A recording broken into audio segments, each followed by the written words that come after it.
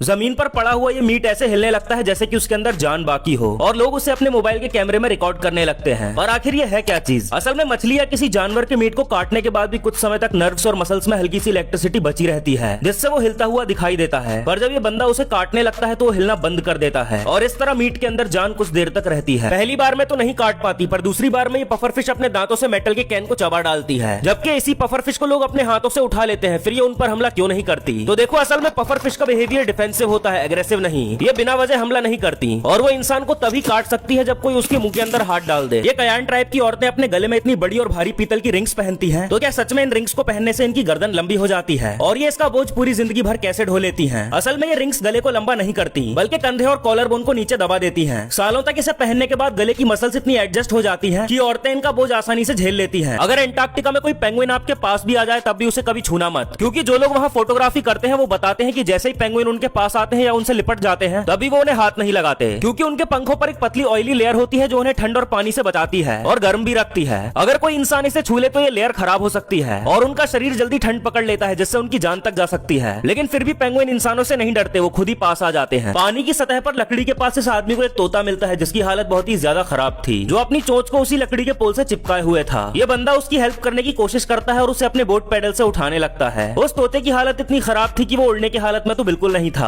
इसीलिए वो उसे उठाकर अपनी बोट के अगले हिस्से पर बैठा देता है। पर जब उस बंदे को कोई रास्ता नहीं दिखता तो उसे उसी लकड़ी के पोल में डाल देता है ताकि वो सुरक्षित रहे। अब आप बताओ, क्या इस बंदे ने सही किया?